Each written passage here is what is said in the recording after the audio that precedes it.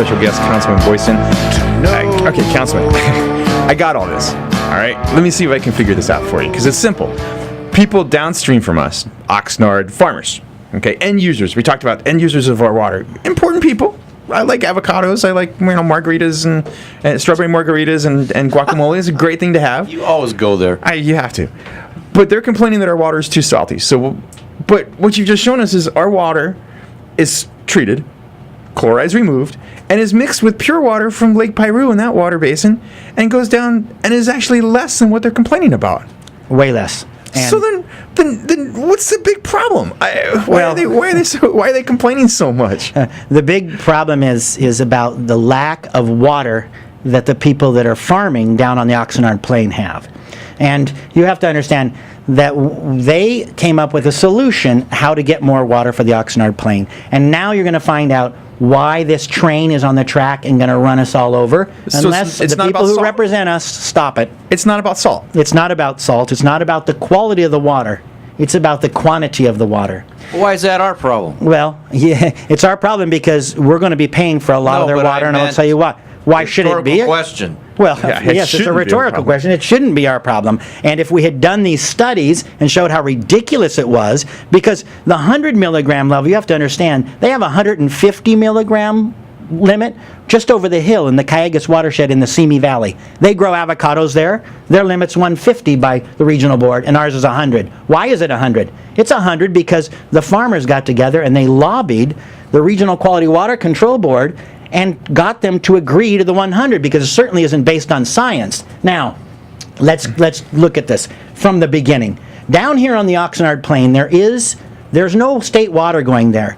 You know, it's not like the Central Valley where they're getting state water. It's not like us, we get state water. They don't get any state water down there. Oh. They have relied upon rain over the years. So ever since the 1930s, when the farmers began to farm vast tracts of the Oxnard Plain to supply vegetables and fruits to the people in the LA area and beyond, they began to pump water out of their aquifer, which is only served by two watersheds, ours and the Simi watershed. It goes down into their aquifers, they pump it out, and they water the crops.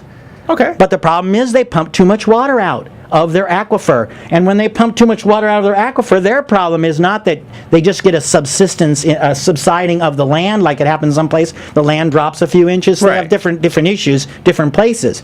But here they have a huge problem, because when you create a hole in the aquifer, there's no pressure anymore against this body of water that sits right next to the Oxnard Plain. The salt water. That is the ocean. And the salt water from the ocean, that has about 36,000 milligrams per liter. So as soon as that hole is made, the water comes rushing in to their aquifer, and it spoils the water. You can't use that. Really will kill crops.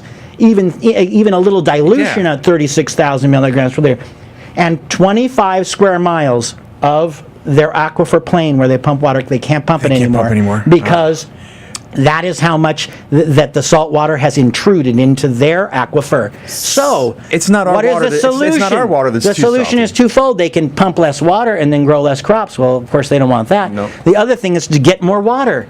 And so they created United Water, a conservation district in that whole area, to figure out ways to do that. And they put what's called the Freeman diversion on the 126 way down by Oxnard, and it slows the water down. Okay? Diverts the water so that they can pump it out and send it over to the Rio Vista spreading grounds and other places in Ventura County, so they can get more water in the aquifer. Now, this has been, documented. It was in an LA Times article. They said, well, what we've been trying to do here on the Oxnard Plain is to bring more water from inland, to get water from inland and bring it out to the coast, because we need it. And so they came on this idea and said, what we're going to do is we're going to get the people of Santa Clarita, their whole watershed, to send us more water. Because you do understand that we are putting 20 million gallons each day from our two sewer plants that have been cleaned up and dropped in the riverbed, and most of it goes downstream. Okay, most of it doesn't stay here. Most of it goes downstream. So they're getting that, but that's not enough. They want more. So they had to figure out a way to get more. We should sell them more. So they figured out a way to get more, and they said, we'll use the federal government We will use the laws that were written to protect these things. We will thwart them. We will tweak them, and we will find a way to get these people to pay for more water for us. And that, my friends, is what option 4 is all about. Okay, now and wait a that minute. option 4 now. Wait a minute. Hang on a second. Option 4. I read some stuff about the whole option stuff. First of all, why do we have to do anything? Well, we have to do something because, quite honestly, we didn't fight this hard enough. We didn't stand up to it. Our leadership failed us, and we should have been in Sacramento lobbying for the last several years. We should have been fighting this in the courts. We should have been suing them on every possible level. But guess what? We didn't, but they did. Downstream, they claim 1,000 people are part of the Ventura Agricultural Water Quality group that's led by the farmers down there. Those are the ones that went to the regional board and said, hey, we think our crops are being damaged. Well, what damage is there? Well, remember I said that there's this one avocado thing the one at guy. Los Camulos Ranch, okay? Well, they had leaf tip burns. In other words, the leaves had a little burn on the end. Now, that can be caused by excessive salts, but it can also be caused by too many nitrates, too much fertilizer. It can be caused by heat, and those trees are way inland. But the only way to figure that out would be to do a study. But they didn't do the study, and they said the reason, when I asked them, why didn't you do the study? They said, well, it costs too much money, it takes too much time. Well, the too much money was $1 to $2 million. But guess what they spent?